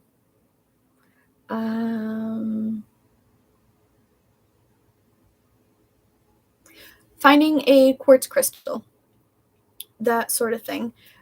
they have a correspondence of intaking energy and amplifying it and distributing energy, that sort of thing. Usually they are a blank slate until you work with them or until you give them an energy to intake and amplify, which is why it's one of my favorite crystals to work with. Absolutely love it. And if I find, because quartz is very common, white quartz is very common, and you can find it pretty much anywhere. And during my travels or, hikes or whatever, and if I find a quartz crystal, that crystal now has a connection to the place that I found it, to where it is. So if it was like a happy, joyous kind of like a vacation memory with me and my husband, that's its current correspondence now versus whatever else it could be.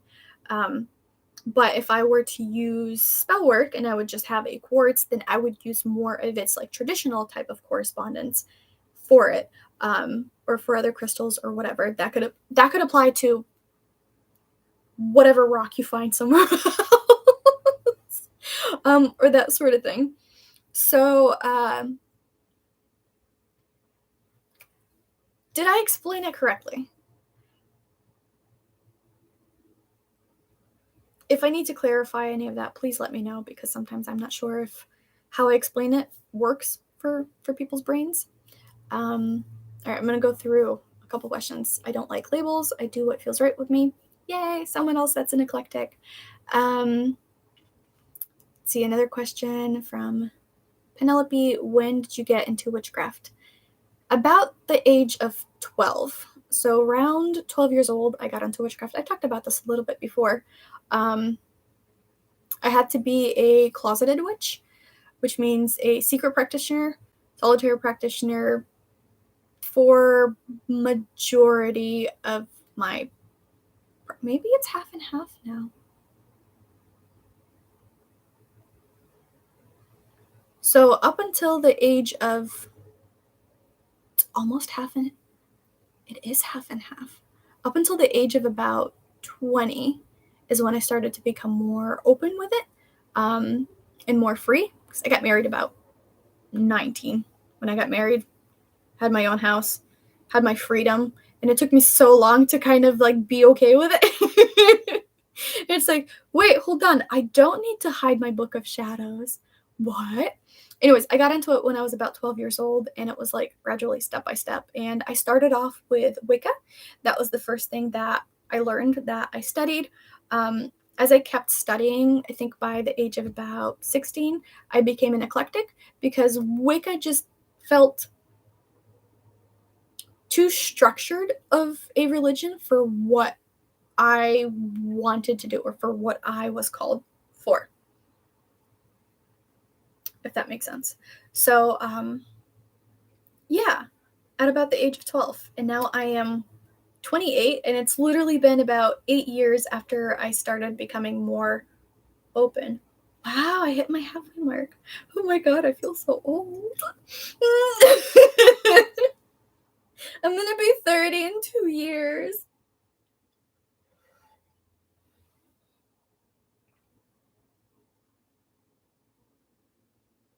Existential crisis just smacked me. So does that answer your question of when I started? How I got into it? I've answered this again before in a past couple of lives. I grew up in an extremely strict Russian immigrant, well, Belarus immigrant household that was extremely secluded, extremely religious, and extremely strict. Like, I wasn't allowed to watch TV type of strict. That sort of thing. So I had questions. Like, I went to Sunday school, I read the whole Bible thing, did that whole stuff. And I had questions for my parents, or questions for the pastors, or like the youth leaders, that sort of thing, in that church that I went to.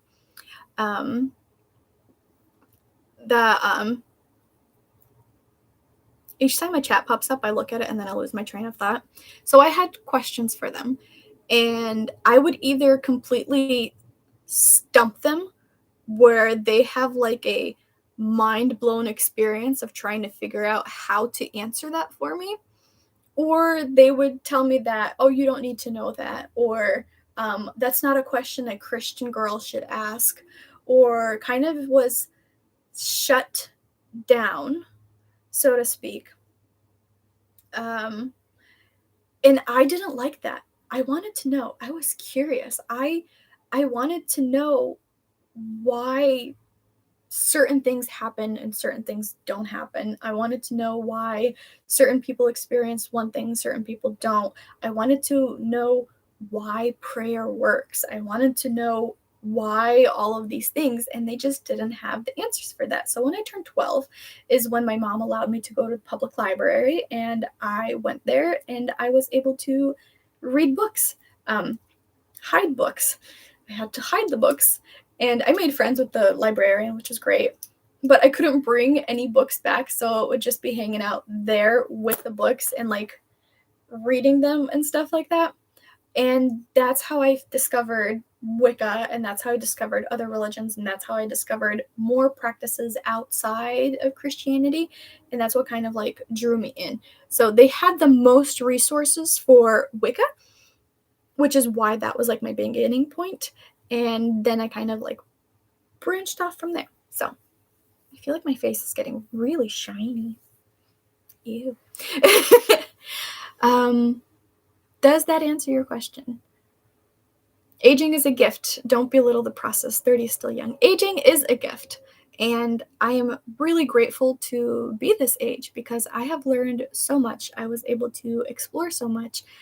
But there's still so much more that I want to learn and explore. So I'm looking forward to the next years. Let's see. Turn 29, 30s to close. Saturn return. Oh, that reminds me. I need to look up into which planets are. Oh, thank you for reminding me.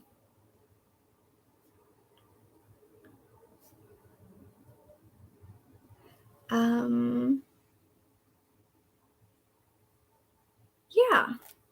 So I think I kind of went over most of my stuff. I get occasional questions asked in regards to the witchy lessons that I did. I am bringing them back. I don't know when because I am revamping, redoing it, and re-recording the ones that I already had and adding in more recordings to the other ones. But I want to have a solid base of videos to kind of schedule and put out and not have to worry about recording it and scheduling it, recording it and scheduling. So I want to have the course complete, or at least the first portion of the course complete. So get a good amount of videos ready before I post them so that I'm a lot less stressful and I could focus more on answering questions or elaborating on things more or doing like an extra follow-up video. So if I do a video and someone has a bunch of questions on it, I could do like a follow-up portion for that video and not have to worry about getting the next one out, making sure it's on time, that sort of thing. So they will be back.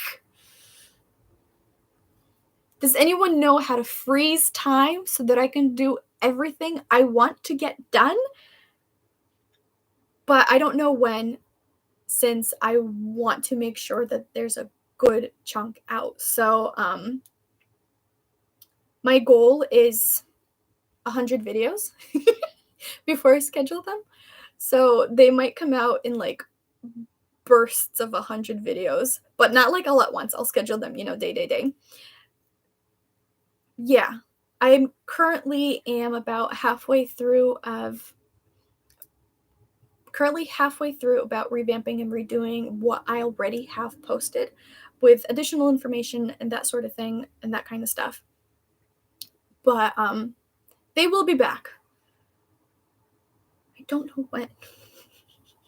If anyone wants to volunteer and help out with certain things, with scheduling. I know Anna Rishi has been like my best friend in reminding me to post reminders. So she's a reminder for me to post reminders about the upcoming rituals, and I just love her to death for it.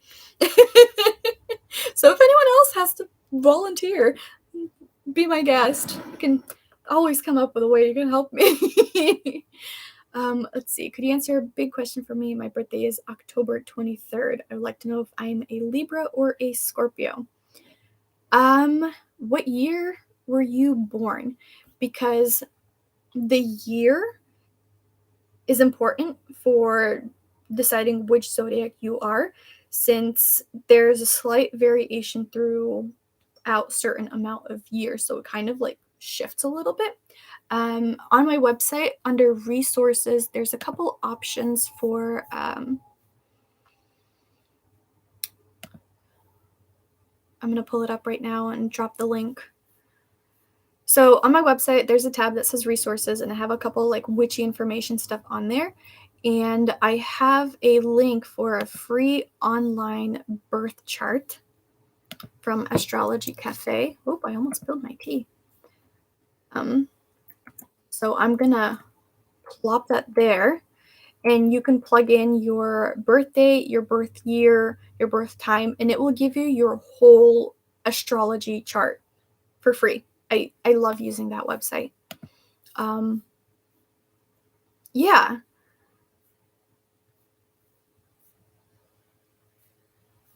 So,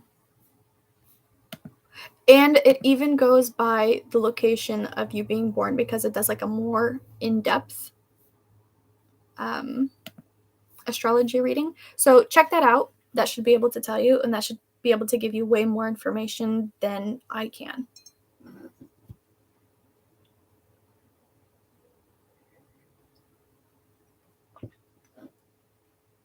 Yay, hopefully your work goes well. Artist on leave. I'm definitely happy to be more active. That kind of segues into another question in regards to my health. I'm alive. That's a good start to talking about my health a little bit. Those who have been following me for some time might know a little bit of my journey of struggling with a lot of health issues. They're still there, but I was very diligent and hardworking about finding good doctors for me the past couple of years, and I finally found a couple that seem to be competent, particularly in like women hormonal stuff. Before, for most of my life, I was told that whatever I was going through, oh, that's normal. That's fine. You're fine. Everything's okay. You're still young. You don't need to worry about that. Blah, blah, blah. And then if I had questions to kind of like ask about if there's like options to fix it, work with the symptoms, or whatever the case may be, I always got the answer of, no, there's really nothing you can do, or you can like double up on birth control, which again messes up your hormones even more. But anyways, I have found a wonderful doctor who has given me way more options than anybody else. She also practices Eastern medicine too, so that could be an addition, and things have gotten a bit better. So I've been in a lot less pain. So that's good. I got my migraines kind of under control, which is great. I haven't had any major hospital visits, or many of them. I had a couple last year, but not as many as it was the year before, so definitely a lot less pain. Although I do have another tumor in my other breast this time. So I had one taken out almost exactly a year ago from my right side. It turned out to be benign. Yay, thankfully. And I have another one on my right side now. So that needs to be checked out and see if it's going to grow, do the other thing, or that sort of stuff. And things are kind of better, but not fully gone. But I'm going to take the win of things are better and less hospital visits and less crazy stuff happening. So better doctors. I finally accepted taking medications. I was against medications for a very long time. and I finally like caved. I had no more options, and they have been like extremely helpful for my health, and I was just surprised how much they were helpful. Because I'm kind of getting my hormones under control, I ended up losing 15 pounds, which was not my intent. My intent was to stop being in debilitating pain. But it was an added bonus because after this whole stuff started and after a couple of my surgeries, I ended up gaining a lot of weight. Anyways, I'm alive. I'm doing better than before, and I hope to keep getting better. So there's that. Hopefully that answers the question. Okay. Have you read anything about numerology or specifically the day you were born? Vaguely. I have not studied numerology in depth. I think maybe the same website has some stuff on numerology. But if you're talking about yes. So it also has a free numerology report. I don't know how accurate this one is. I've actually never used it. I just seen that so the Cafe Astrology thing has a free numerology report where you input some of the information and it gives you some stuff. I have not used it, but you can give it a try, and it might at least lead you to understanding something or more, or like lead you on a path to like be able to discover something more. So I'm sorry I'm not really able to help you with numerology yet. It is in my list of things to study amongst hundreds of others. Yeah. So I understand about the meds, but you can use both Eastern and Western. Getting better. So glad. That was very weird. Thank you. I really appreciate too a bunch of you like reaching out and checking up on me and that sort of stuff. So that building up my wonderful YouTube family has just been absolutely amazing, and I love every single one of you, and all of you have just been awesome and motivational and help me branch out and open up more and just really find who I am. You guys have been very supportive of my journey, my life journey, not just like my spiritual practice journey, but that definitely too. I have definitely become more open with that, but just overall my life journey, and I love you. Keep being awesome. So that checks off a couple questions. Last one, like pagan related, was in regards to sigils. What are sigils and how to work with sigils? A sigil is a symbol or an art piece or a creation or doodle, whatever you put intent and meaning behind. There's a couple different ways that you can write or create or make a sigil, but I need to stop looking at the chat thing while I'm talking because that's the number one thing that distracts me. But working with sigils is, I feel like, a lot simpler than it seems to make out to be. It's pretty much creating a focus point for an intention. So sigils can be used and created for anything and everything. From doing like your daily meditation, that sort of thing. And there's a psychological like reasoning behind it because your brain, let me try to find the words. The way you talk and speak and communicate with other people is one form of communication, but it's a learned form of communication versus symbols and sigils and more like personalized things or more like ingrained things, not ingrained things, not speech-based things, more visual things, is able to ingrain in your subconscious a little bit easier than speech. Because speech was learned later on. Like take an infant, for example, you don't exactly start teaching them sentences first. They first learn shapes and colors. Like that's easier for them to learn. So it's a more basic knowledge of your psyche self. And sigils become kind of that gateway between your intent with speech, your spiritual intent, and an intent that your subconscious is able to kind of recognize and hold on to more, be ingrained with more. That's a psychological thing behind it. But it's usually it's an anchor point to specific energy. And again, there's like a bunch of different ways that you can create a sigil. If you guys want a symbol, if you want a video on sigils, let me know. But let me give you an example for what a sigil could be. When I use sigils, I like to combine a couple ideas. For example, like,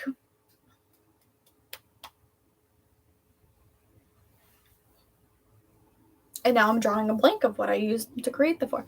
Let's say prosperity, health, wealth. I would create that sigil around those phrases, around that intent, and then I would draw it out, and then I would either like keep it, like either write it on my wrist, I would do that, keep it in my journal, keep it somewhere that it could be visual, not somewhere that you need to like actively always stare at it, but somewhere that is within your peripheral vision wherever you are. So you could put like a sticky note in like your bathroom window, mirror, whatever the case may be, or you can just keep it at your altar, so whenever you come up to it, whatever the case is. And you don't need to write out those words, you just need to create that sigil, and it's just kind of a way to anchor your intention so that it's easier for your subconscious and your energetic self to be able to understand and use without you super actively having to work with it. Does that make sense? Excuse me. Wow, that was unexpected. Sorry, I was talking a lot. You get an extra burp.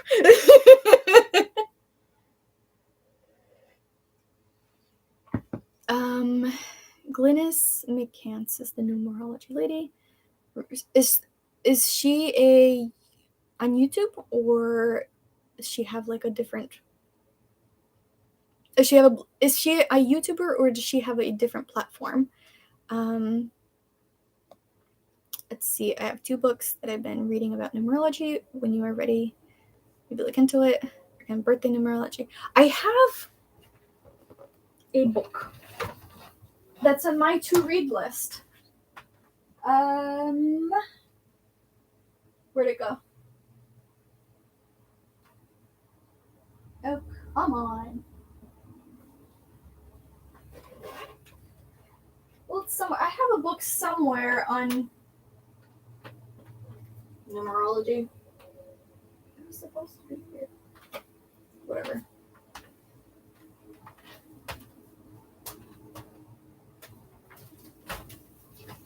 Anyways, I have a book on numerology that's on my to-read list, but I just haven't gotten around to it. Birthday numerology by Bunker Knowles. Someone is calling me. By Birthday Knowles. Probably butchering her last name. And The Day You Were Born, Linda Joyce.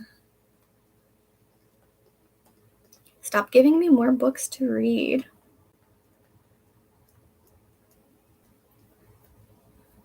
My husband promised me, but hasn't held up his promise yet, to get me a book, like a present mystery type of book, for each section that I finished studying, because I was having trouble getting to myself to study, and there were not each section, for each, like, per 3 sections of. He promised me a book that he picks out, a mystery book, to gift me after each 3 sections that I complete for studying for my ecology exam. There were 13 sections, so I'm getting about 5 books. And he promised to give me one after each 3 sections I completed, but I haven't received a single one. And when I asked him about it, he's like, oh, it's in the cart. I need to, like, order it. And I'm like, I promised me the books. Anyways, it did help me study, but I haven't gotten the books yet. Video and sigils. Okay. I had that one planned, but I'm going to move it up on the list.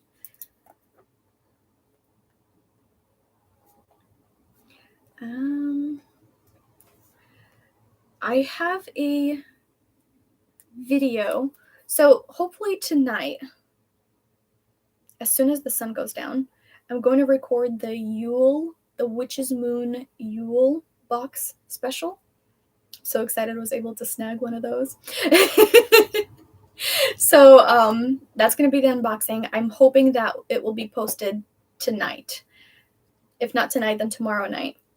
And then for Wednesday, I'm hoping to post like tips of how I get ready for the year, like how a witch, a practitioner, gets ready for the year. And then Friday,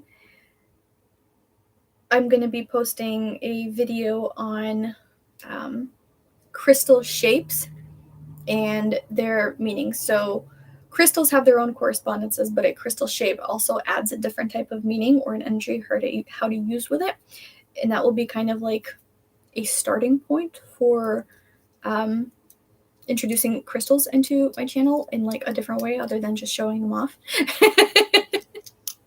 So that will be those 3 videos I'm hoping to post this week.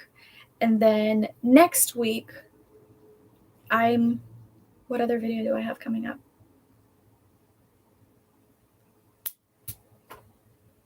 I have a Book of Shadows video coming up that I need to finish editing. It'll be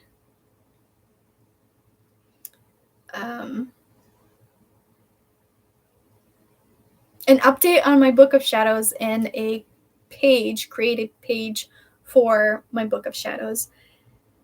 And I don't remember the other 2 videos that I'm posting.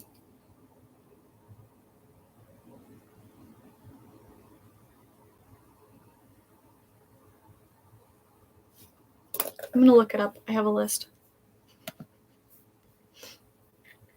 I'm only focusing on like 3 at a time. Okay. So I have the Yule box. Oh, I have a giveaway coming up. Yeah, that's the other video. That's going to be next week. It's going to be video and another unboxing. It's going to be an older Witch's Moon box unboxing. So I'm going to have the Yule one, and I think I'm missing one of the boxes from December from Witch's Moon. This is the first time that it happened that I didn't get a box. It might be amongst the orders that my husband got that are downstairs, so I'm going to have to go check it out. But if I find that box, then it's going to be posted at like on the first Monday of January. If I don't find that box, then I will post it as soon as I get that box replaced. So, okay.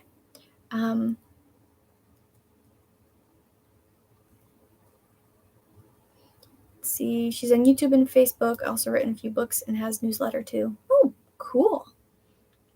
All right, so that was it for my questions, my list of questions. That took longer to go over than I expected. Any other questions you might have? Or, I don't know, anything else you want to talk about? Hey, the timing worked out perfectly for answering all my questions, because if you guys have nothing, I plan to doing this till about 2 o'clock, and would you look at that? It's almost 2 o'clock. But let me know if you guys have anything else you want to talk about. Any other questions? I am an open book. Almost. Gotta leave some mystery, you know? Can't just tell you everything.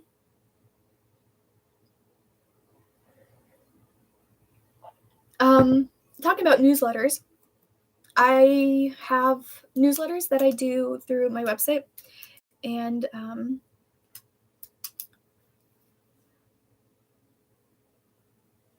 so I send out newsletters via email, and then I post newsletters on my website.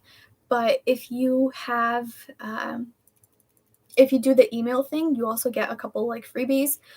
Before I combined the calendar and like the intentions, like the affirmation for the month and like some monthly information together, but this time I'm splitting them apart a little bit. So if you sign up for my emails, you get a little bit more, and you get the newsletter, and you get like a reminder type of thing for rituals. If I post any like super interesting blog post, or at the beginning of the month telling you about the discussion post that's going to happen, that sort of thing. So about 3 emails a month, maybe 4 emails a month, like tops. I don't like spamming people with emails. I think that's absolutely ridiculous. So if you sign up for it, you get the reminders and whatnot. And I also started doing like a list, or kind of like a sneak peek of the type of videos that are going to be coming up for the month. It's a good way to kind of entice people to come hang out with me still, and it's a way to keep myself accountable so that I don't forget to do those videos. So yeah, that's that. Speaking of holding myself accountable, I am trying out this new like website planning app type of thing, so to speak. It's called Motion, and I've only been using it for about since Friday, 4-ish days. I'm kind of liking it. So I'll see. I have like a 7-day trial, so I'll see how it goes throughout the 7 days. But so far I like it, and it kind of, how do I explain it? You put in the tasks that you need to do, and you can set it up by project. So that I need to finish this project by this date. Here are the tasks that need to get done before this project is complete. And you can kind of like set up some things, how long it takes or whatever, blah, blah, blah. And then it creates the calendar for you. And I've been kind of loving it. And then if you didn't complete a task, like if I didn't do like the video editing that I wanted to do, or whatever the case may be, it just automatically like reshuffles your calendar based on the priority you set for things to get done and based on the due date. So it creates the calendar for you. And I just love that concept of it. I can't say how like amazing it works. I can't exactly recommend it, so don't take this as like a recommendation yet. So if it continues working out, if I continue liking it, I might be able to get back to doing my bullet journaling again, because I won't need to schedule like every single thing in my bullet journal. I created my own planner, and I think I went through it like last year, and I kind of showed bits and pieces of it, and I never got back to it to do more videos on it. Oops.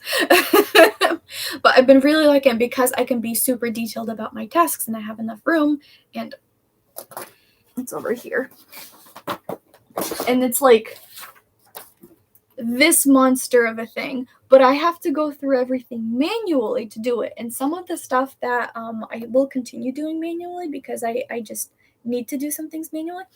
But a lot of those detailed tasks and keeping me up to date and making sure that I don't forget to reschedule a task, I'm kind of really liking that concept.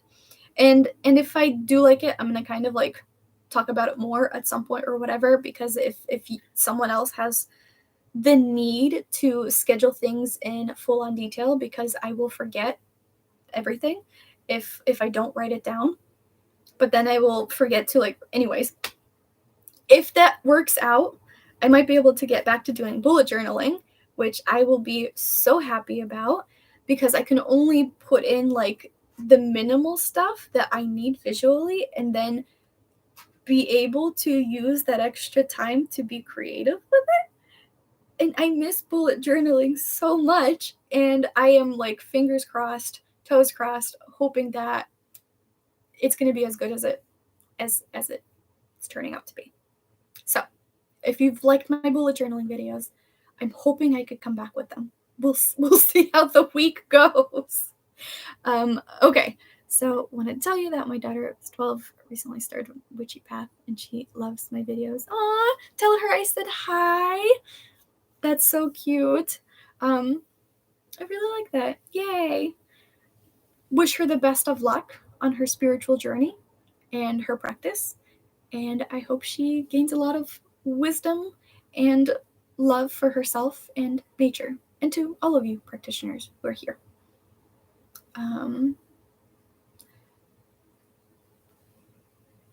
So, yeah. Any other questions or anything else you want to chat about? Or spark something for me to go off on another rant?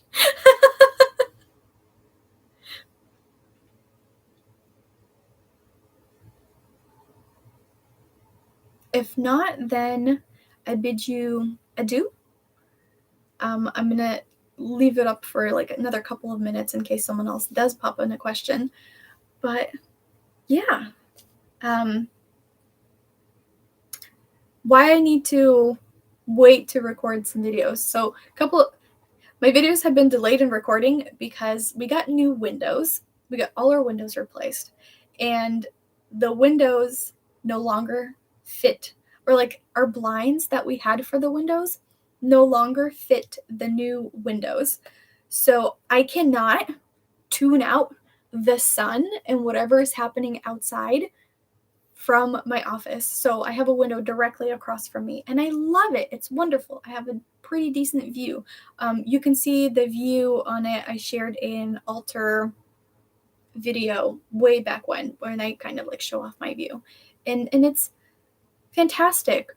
But sunlight is not controllable lighting, and I can't really record a video or any other like crafty video or things like that while the sun is up, because it can interfere. Sometimes it goes up, sometimes it goes down, and it messes up my camera thing and all of that fun stuff. And I need new blinds for my window in order to be able to do more stuff throughout the day, but we just haven't gotten around to it. Blinds are expensive. And I'm sad the other ones don't fit anymore. So, I don't know, little segue into the videos. Hi, TJ. And hi, Jane. Thank you. And, well, I'm sorry you're late, but we're kind of finishing up. I went over a whole bunch of questions at the beginning. I went over stuff about like Athame versus Bowline, deity work, Sabbats and rituals, casting circle, about some of the services I do on my website, tarot cards, a little bit about crystals, sigils, and witchy lessons, that sort of thing. And if anybody has a question, I'm going to give it like 2 more minutes. And if nothing, then I shall bid you adieu. So, yeah, unless I again go off on a different tangent.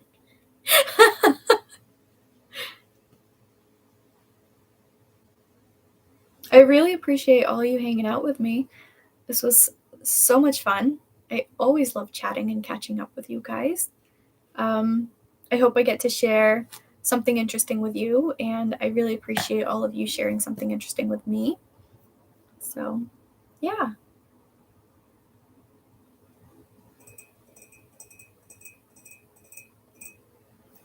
Sipping on some tea.